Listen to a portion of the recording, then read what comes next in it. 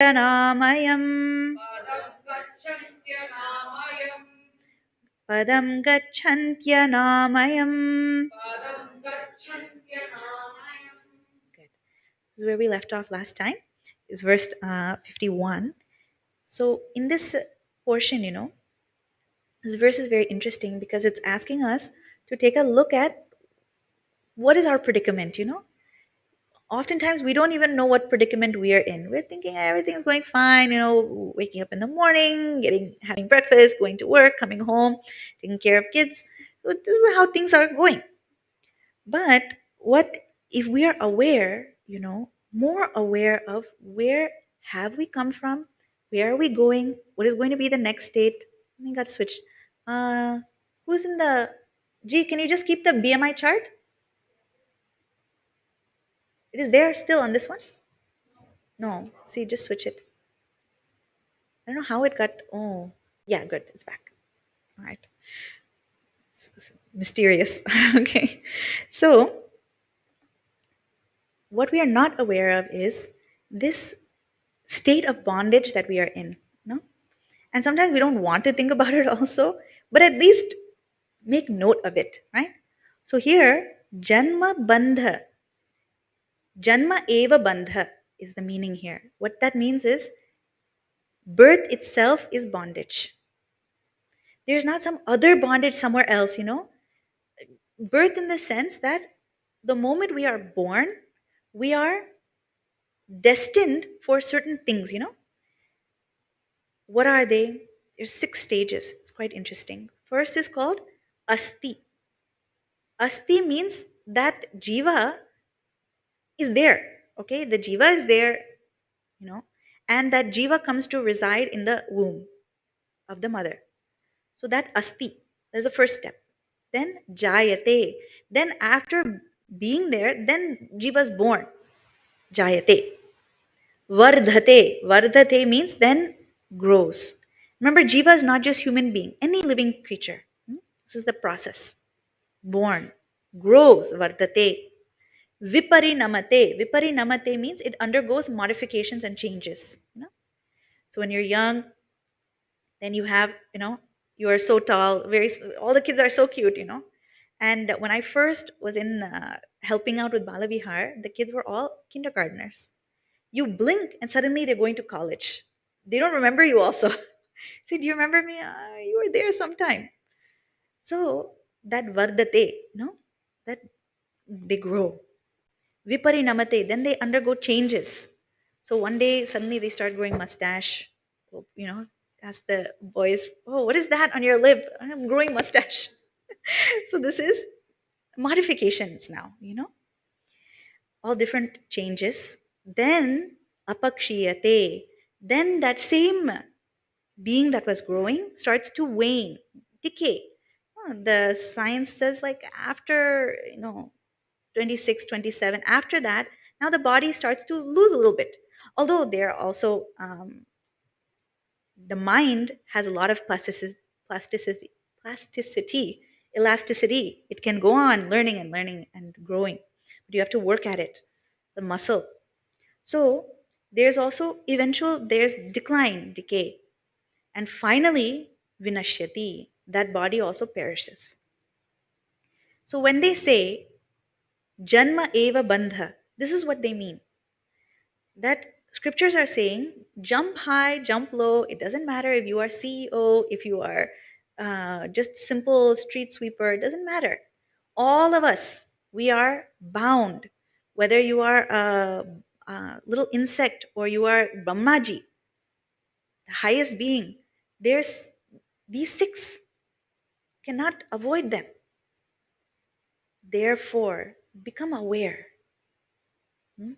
We feel we have so much control over things. If I have money, then I can do improvements. I can put in a new kitchen, put in brand new granite countertops. Then, this old countertop, I don't like it. I'm going to put a new one in. We feel very powerful when we do that. Ah, it's going to look so nice. But we don't take a step back to think, time only moves in one direction. It does not move backwards. So become aware. No matter how perfect you get this life, looking.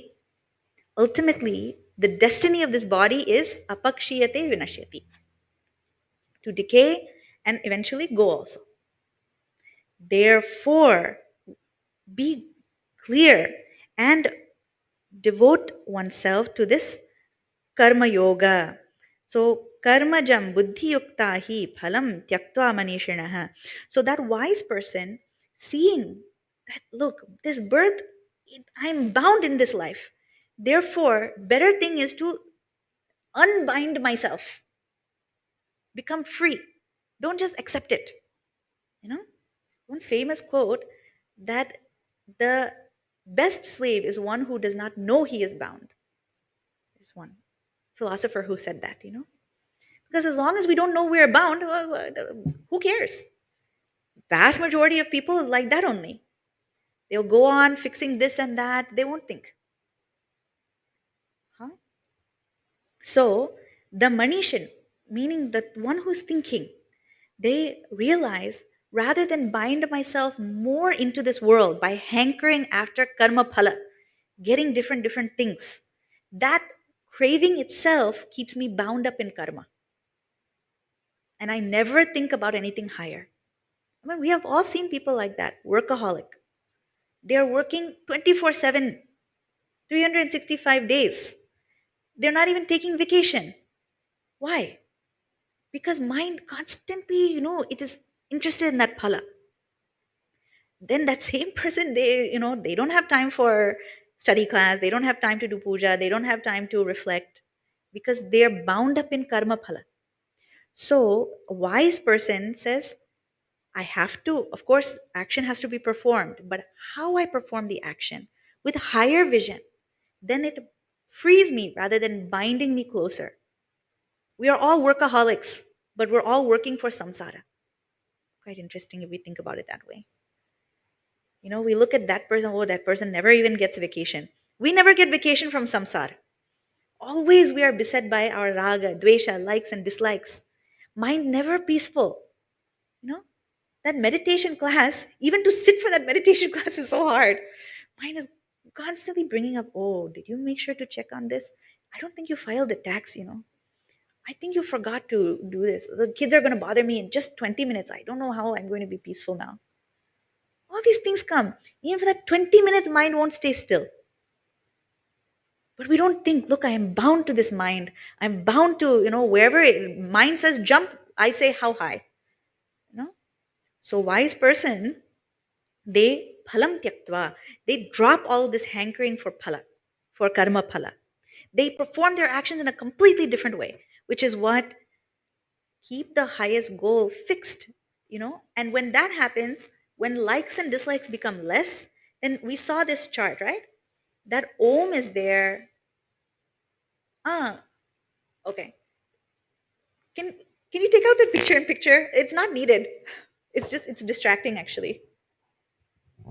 Yeah, just ask, huh? I don't like it. Just keep the slide. Oh, it's for the YouTube. Okay, never mind. All right, leave it. Okay, so I find it very strange. The little one in the corner. Okay, so that consciousness, which is ever shining, right? Those vasanas, we can think of them as the residue from all the likes and dislikes. Those vasanas, when we keep feeding them, they become very thick, you know? Just like if you have thick smoke, that firefighter sometimes you will see, because of the thickness of the smoke, they cannot even see who is in the building. No, so dense. So when we perform our actions with the karma yoga, attitude of karma yoga, what happens? Those vasanas themselves become very thinned out. They're not so thick. So then you can see that which was obscured before now becomes visible to us. So that very light of consciousness, which is ever shining, it becomes clear because the vasanas are no longer blocking them. It's quite interesting, in Atma Bodha, it gives example of clouds covering the sun. Have you ever seen? You go outside and the clouds are thick, so you can't see the sun. But here's the interesting thing, we can't see the clouds without the sun also. Isn't that true? The sun shining behind the clouds illuminates the clouds. So then when you look, you see the clouds also. So even our likes and dislikes are illuminated by our consciousness. But when they are very, very thick, we get so caught up in them, we cannot see. We cannot see that which is ever present. Hmm? This is why karma performed with this attitude of karma yoga becomes a means to freedom. That is why this, so we should think, the reason why I'm going through all of this is only when we are aware that we are bound do we seek freedom. Otherwise, we are happy. And second is, we should know, why should I perform karma yoga? Human beings are very, we're very calculating. What's in it for me? You think, why should I perform karma yoga? What's in it for me? I'll get freedom only. Moksha, liberation. Is that not worth performing karma yoga? Our actions in the state of yoga? Okay. So, all of that being said, now let us chant verse 52. Yada te moha kalilam buddhirvyatitarishyati tada gantasi nirvedam shrotavyasya shrutasya cha. Let's chant the whole thing together. Yada te moha kalilam buddhirvyatitarishyati tada gantasi nirvedam shrotavyasya shrutasya cha. So, who is the one that crosses this ocean of confusion? We're so confused right now. We think we are very content, but really we are little peaceful in between a lot of agitation. That is it. But we think we are so content, everything is going so well. In fact, in on this, I remember in one of our social studies, I think, classes, we had to do an exercise, which is they gave us a list and we had to put how many of these things do you have. So things like, do you have running water? Do you have access to clean water, filtered water? Do you have access to shelter? Do you have access to education, clothing, regular food? Have you ever gone hungry? So like this, they gave long list. When you go through that list and you check all of the things we have, then it'll tell you you are in the top 3% of human beings on this planet. That's what they said. I still think about that. You know, we think everybody is like us, but in this world, there's so much suffering going on, so much difficulties. Hmm? So it is only our confusion thinking we are so happy, but we have a lot of agitation, a lot of, we cannot even enjoy what we have, even though we are so top. So that is what is called as moha kalilam. This entire ocean of confusion, this quagmire, I think, is given there. Mire of delusion, the snares of delusion. It is the buddhi, the intellect that crosses. Okay? So yada, when this buddhi crosses this ocean of moha, this mire of moha, tada, then what happens? That one becomes nirveda. Nirveda means without desires. Like without desires, meaning there's no hankering. For what? Shrotavyasya shrutasya cha.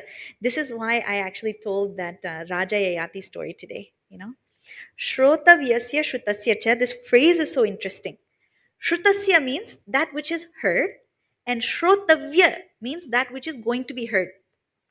One is detached from both of them. That mind does not have hankering for either. What does that mean? Shruta means that which is already experienced. Heard here is just a way to say it. So like have you heard about, I don't know, Olive Garden? Then you say, oh yeah, I've been there already. So that is not something I'm yet to experience, it's something I already have experienced. Or you say, no, I have not. That sounds good though. We should go. That is that which is yet to be heard, you know, that which is yet to be experienced. See, our whole life is spent in these two, actually. We hear, oh, things that we've already done. We want to experience them again.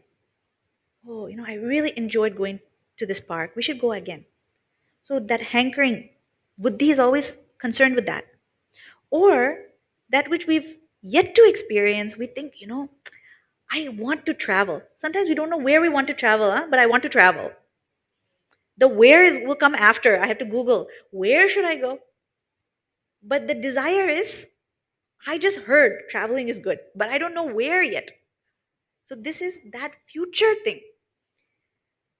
That buddhi, which is very clear, it does not want to go stuck in either of these.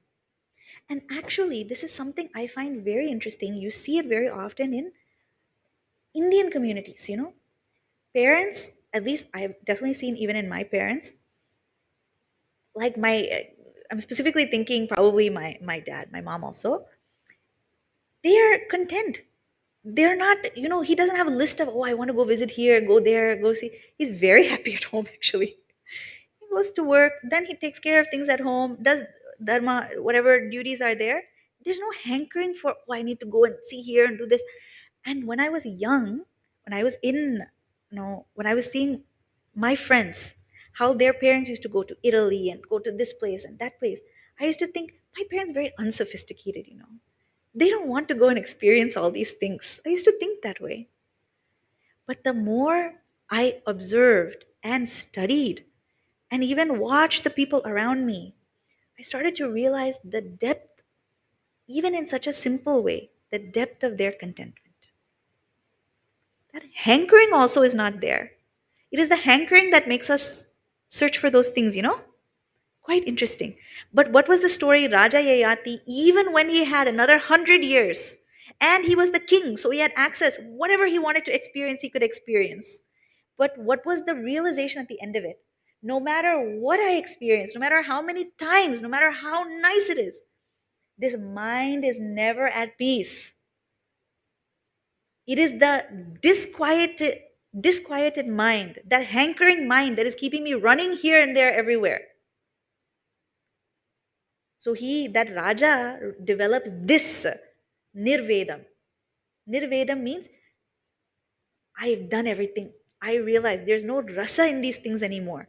I don't need another 100 years. He doesn't ask for another 100 years. He says, I don't need. Because why? I realized even that which I'm yet to experience, it's all like this only. It's all the same. Therefore, I don't need it. In that On a Quest movie, it is illustrated so nicely. Gurudev is about to get on that train, and there's one young man. He says, how did you decide to give up everything and become, this monk, this renunciate? Gurudev says very nicely, he says, you're chewing some gum, right? Yeah. When are you going to spit out that gum? After I have chewed it and taken all the flavor out of it, and it has no more flavor, then I will spit it out. Gurudev said, in the same way, I have chewed at this world, and now there's no more flavor, so it's easy to spit it out. That's all Jiva does. We have gone, even to be sitting here reading this Gita, to be listening to Gita, you know what that means? Many previous lifetimes we have experienced ups and downs, many, many times, and now some vairagya has come in the heart. Otherwise, we cannot even sit still to listen for Gita. You know? Quite interesting. So, even this nirveda, it means vairagya. The definition of vairagya is iha amutra phala bhogaha viragaha vairagya. So then you have to read it in Sanskritam, you have to read it backwards to get the meaning. Vairagya, dispassion, it means viraga, no rasa, no hankering, no desire for that which is heard, iha and amutra. Iha means here and amutra means the hereafter. Iha amutra phala. That fruit, that enjoyment in the here or hereafter, to have no interest in it, that is called vairagya. That is the ultimate vairagya.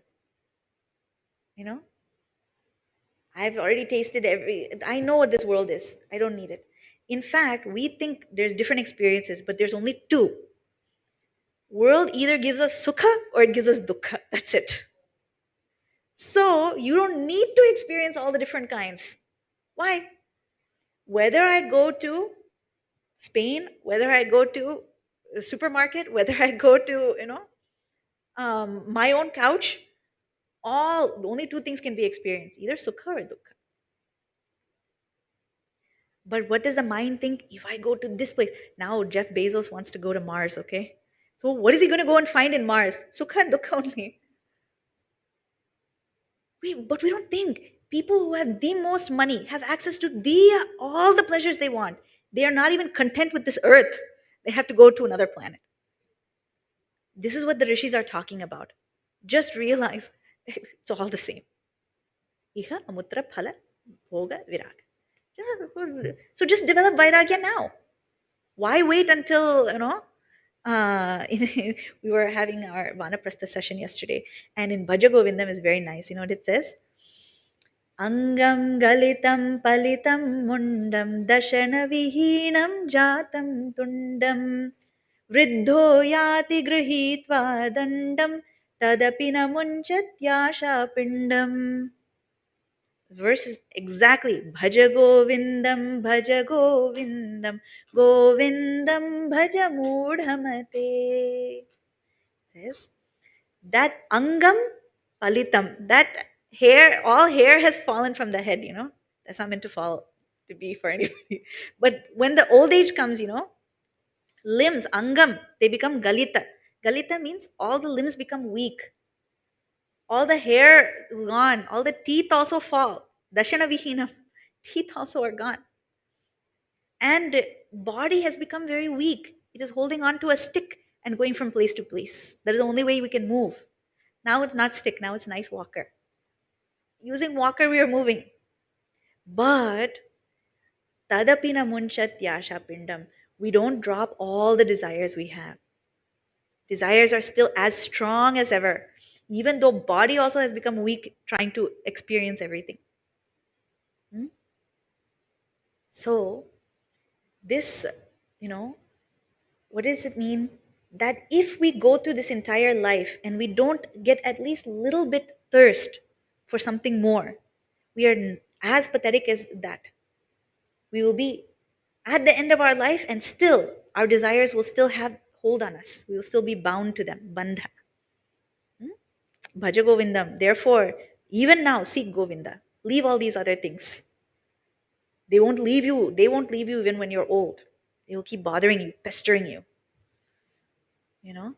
This is very interesting. I've seen you go actually, we just have to look at politics now. All old people, they don't want to retire. Still, they want to sit there. It should be my way, this way, that way. So, that person who develops this nirveda for what is heard, that buddhi, that is the sign of a fixed buddhi. Otherwise, the what is the difference between mana and buddhi? This is quite interesting. Mana means the mind, buddhi is intellect. Mind, we have to think of it like one equipment, but it has different phases, like in the food processor, you can put it on coarse, that chop, or you can do fine, right? It's the same instrument, but it has two functions. So this antakarana, the inner equipment, it has a few functions. One is chitta. Chitta is memory. Other function is mana. Mana means that aspect which takes in information from the senses. It's like if you're at the post office, you have to give the postman all the mail. So like that, all the senses are bringing in, and the mind collects all the information, and it takes in that. Then the intellect makes a decision. This way, that way. The intellect is the one that makes decision making capacity.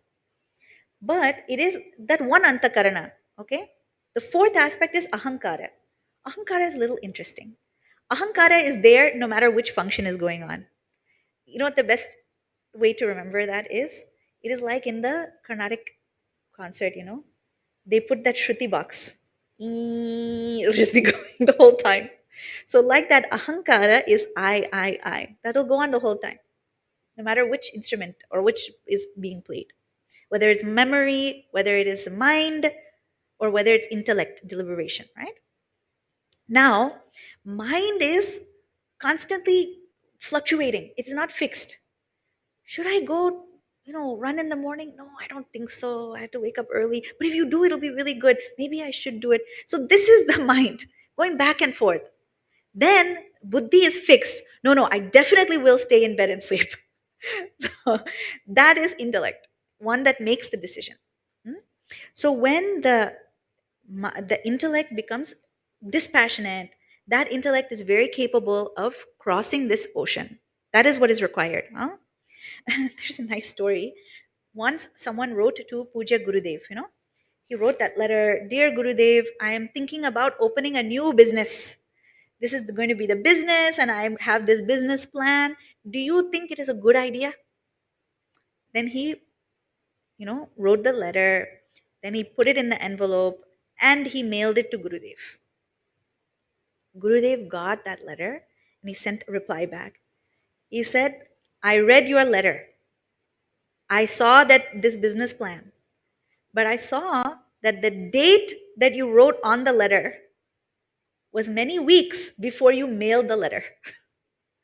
Therefore, don't start any business if you're going to be slow like that. Amazing. He said, if you're going to be this slow, you wrote the letter in May, but you didn't post it until June. If you're going to be this slow, you're going to fail in that business, so better not start anything. And Gurudev was very clear. How amazing, huh? How sharp Gurudev's mind. He saw letters written in March, but postage stamp is in July. So this is called mana versus buddhi. So mind thinking about this letter, but could not decide whether or not to send it. But to achieve any success in life, see, karma yoga is all about firming that buddhi. So to achieve anything in life, let alone liberation, we need firm buddhi. It cannot be like that. Oh, maybe when children are being a big pain, I want moksha Bhagavan. And then when you're enjoying all the sweets for Diwali, you think, no, no, no, this is a good life actually. Cannot be like that. To make a decision, this is what I want. And that decision only comes from being in satsanga because you're giving the whole picture. Hmm? Notice, angam galitam palitam mundam. There's no pitch line in there. This is why you should vote for me. It's not there. It just says, think about it.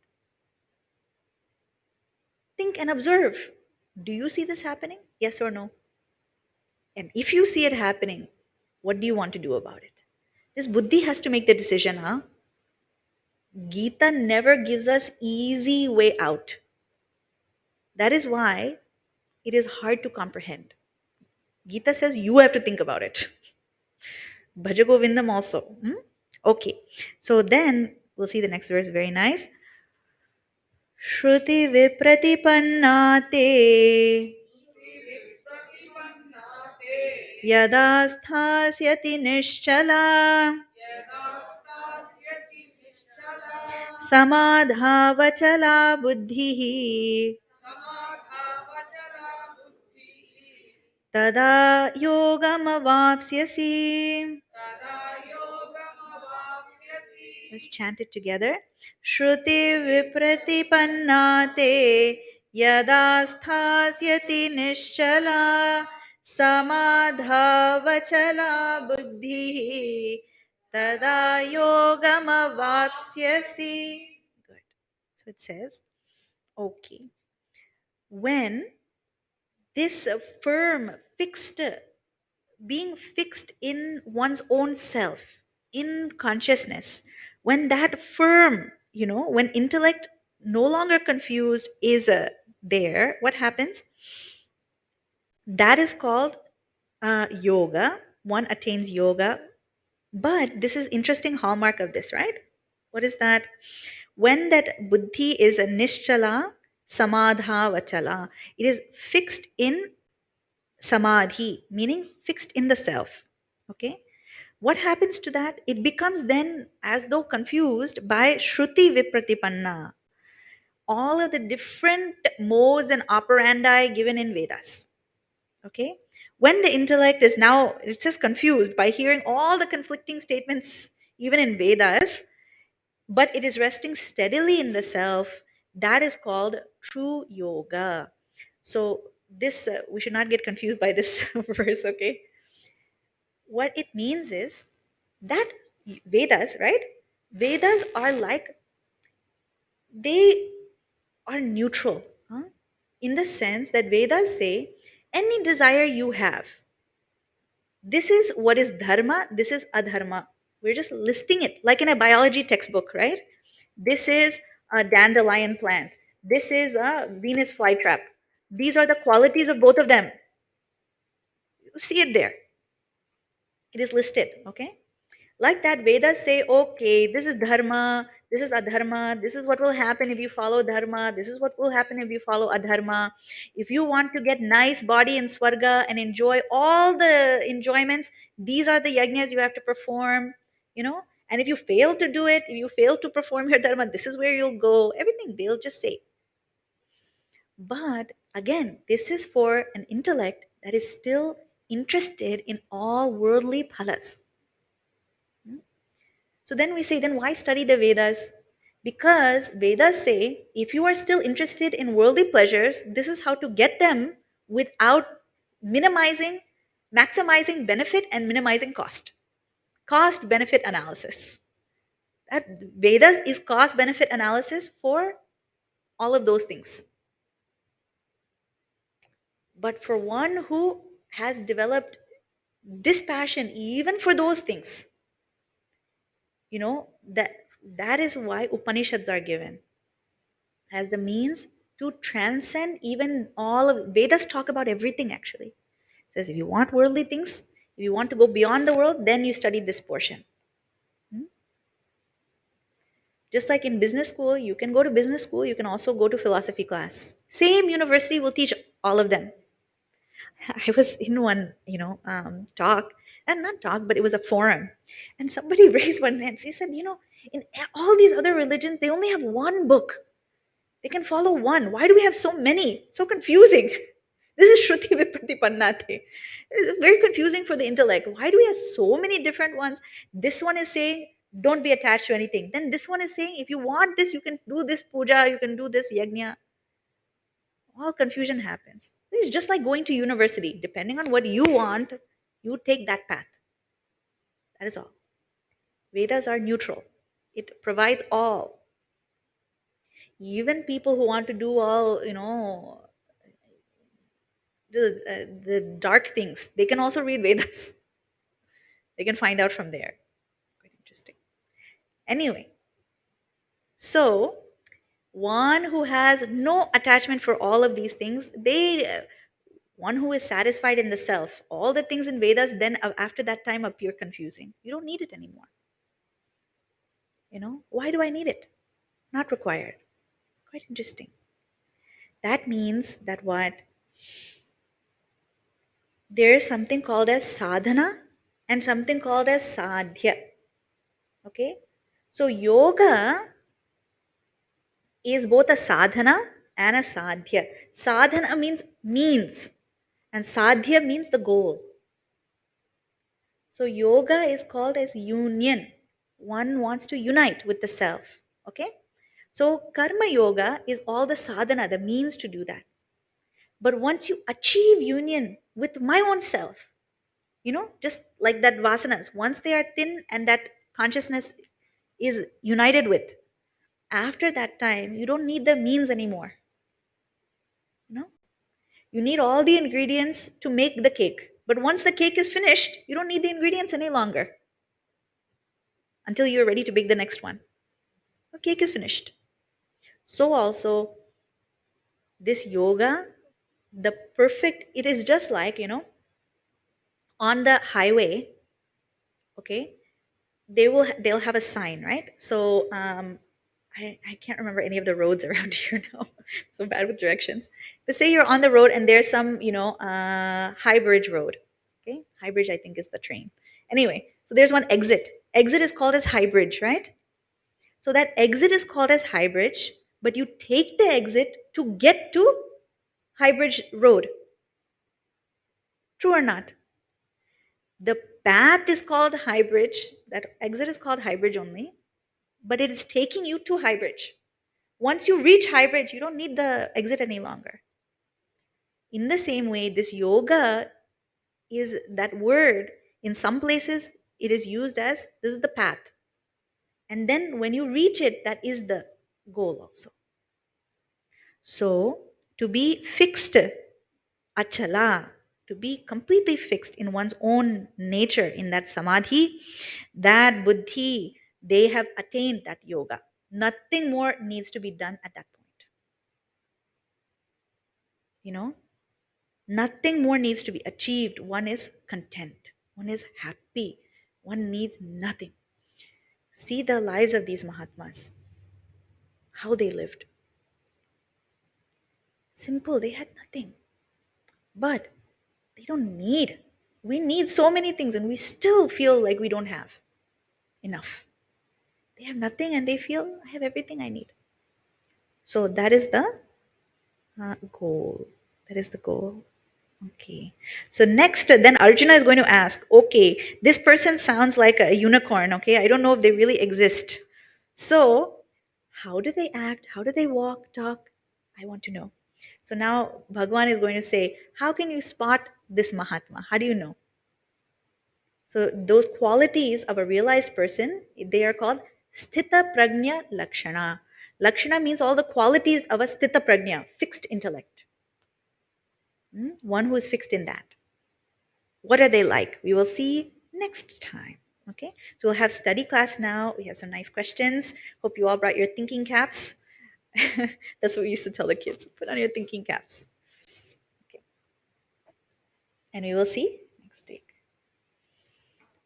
Om Shanti Shanti Shanti Hari Om Shri Gurubhyo Namaha Hari Om. Everyone, Hari Om.